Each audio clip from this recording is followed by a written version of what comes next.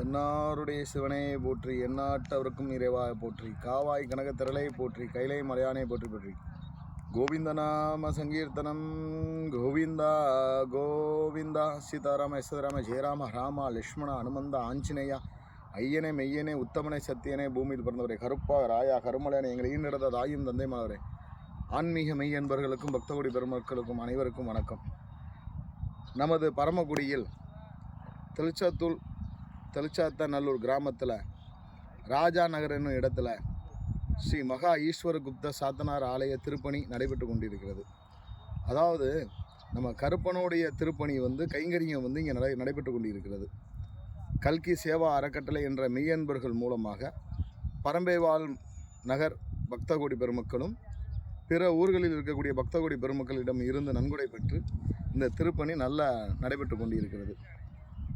கருப்பனை குலதெய்வமாக கொண்டிருக்கக்கூடிய பக்தகோடி பெருமக்களும் இஷ்ட தெய்வமாக கொண்டிருக்கக்கூடிய பக்தகோடி பெருமக்களும் இந்த திருப்பணியில் நாம் கலந்து கொள்ளலாம்.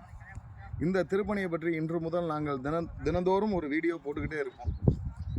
ஏதோ அந்த கருப்பனை பற்றி எங்களுக்கு தெரிஞ்ச ஒரு சில விஷயங்களை உங்களோட நாங்கள் ஷேர் பண்ணிக்கிறக்கா முடிவு எடுத்திருக்கோம். உதாரணத்துக்கு 21 பந்தி 61 சேனைதளம் அப்படின்னு சொல்லுவாங்க. அடக்கி அரசால வந்த மலையாளத்து பொன் கருப்புன்னு சொல்லுவாங்க. அந்த 21 பந்தி அப்படி என்னன்னு கேட்டிங்கன்னா, சந்தன கருப்பு, சங்கிலி கருப்பு, காலங்கி கருப்பு, உச்சி கருப்பு, ஊமை கருப்பு, உருளடி கருப்பு, 6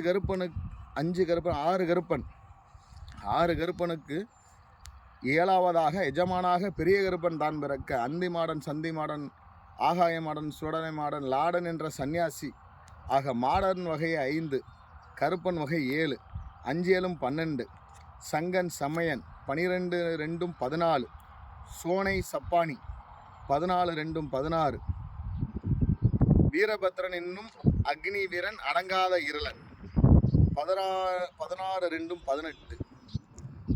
அந்த பராசக்தியின் துர்க்கையின் 9 பிறவிகளை 3 பிறவி, அதாவது சக்தி, வள்ளி, பாரபரி, அதாவது பேச்சு, இருளாயி, ராக்கு, ஆக மொத்தம் 21. இதுதான் நம்மளுடைய 21 தெய்வங்கள். அந்த 21 வந்தியும் 61 சனலையும் அடக்கி அரசால வந்த மலையாளத்து பொன்கருப்பு அப்படின்னு சொல்லுவாங்க. அதாவது நம்மளுடைய முன்னோர்கள் கருப்பனுடைய வழிபாடுங்கிறது அத்தனை பக்தகோடி பெருமக்களுக்கும் ஒரு காவல் தெய்வமாக இருக்கக்கூடிய அந்த தெய்வம். இந்த பரமக்குடி மாநகரில் 12,000 சதுரடியில் முழுக்க கருங்கலினால் ஆகக்கூடிய திருப்பணி நடைபெற்று கொண்டுட்டு இருக்கு. வாங்க பார்க்கலாம். ஒவ்வொரு திருப்பணியும் நீங்களும் பாருங்க.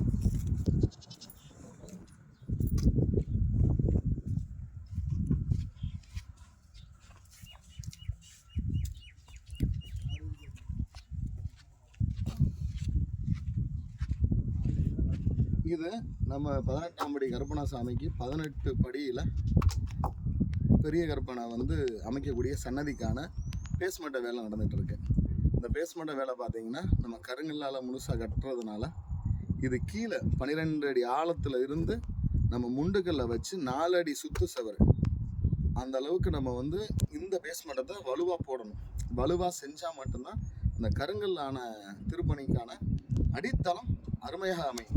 இதில் எங்கள் கல்கி சேவா அறக்கட்டளையில் இருக்கக்கூடிய பக்தர்களும் பரமை மாநகரில் இருக்கக்கூடிய கற்பனை வழங்கக்கூடிய பக்தர்களும் அவர்களுடைய உடல் உழைப்பையும் கொடுத்துட்ருக்காங்க.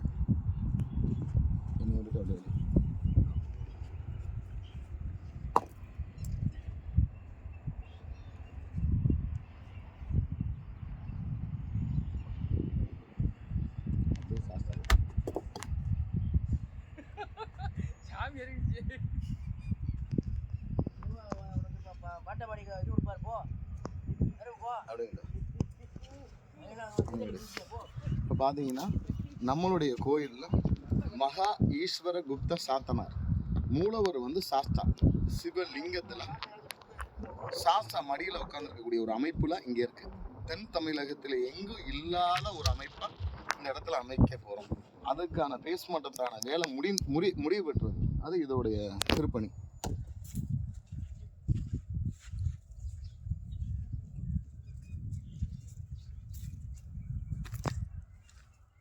இதுதான் நம்ம மூலவர். இந்த மகா ஈஸ்வர குப்த சாத்தனார் ஆலயத்துடைய மூலவருக்கான சாஸ்தாவுடைய பேஸ்மெண்ட்ட வேலை, கருங்கல்லால் பேஸ்மெண்ட்ட வேலை நிறைவு பெற்றிருக்கு. இதுக்கு மேலே சன்னதி எழும்பணும்.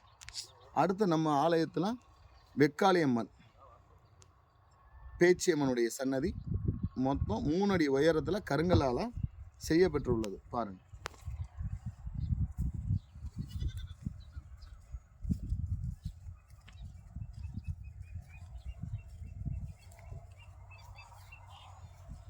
அங்கே மட்டும் இது முழுக்க முழுக்க கருங்கல்லால் எழுப்பியிருக்க 3 அடி பீடம்.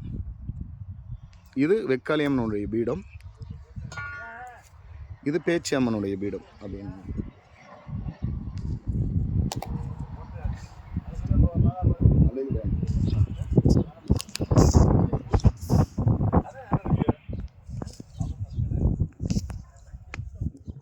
அதே மாதிரி நம்ம தென்காசி, குற்றாலம், சுரண்டை இந்த சுரிமுத்து ஐயனாருடைய காவலாளியாக இருக்கக்கூடிய பூதகணங்களுடைய தளபதி சங்கிலி பூதத்தாருடைய சன்னதி. நம்ம இந்த தென் மாவட்டங்களில் இது வரைக்கும் சங்கிலி பூதத்தாருடைய சன்னதி வழிபாடுகள் குறைவு. இந்த இடத்துல நம்ம சங்கிலி பூதத்தாருக்கான ஃபேஸ் மட்டும் போட்டிருக்கோம். பாருங்கள்.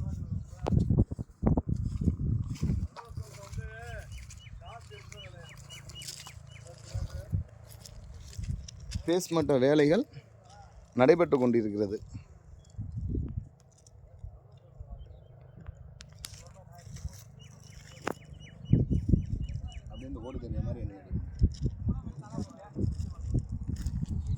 அதாவது இந்த தகவலை இருக்கக்கூடிய உங்கள் அனைவர்கிட்டையும் பகிர்ந்துக்கிறதுல எனக்கு ஒரு மிக மகிழ்ச்சியான விஷயமா இருக்குது. இந்த 12,000 சதுரடியில் முழுக்க முழுக்க கருங்கல்லால் அமைய போகிற திருப்பணியில் பக்தகுடியான உங்கள் அனைவரையும் வரவேற்கிறோம்.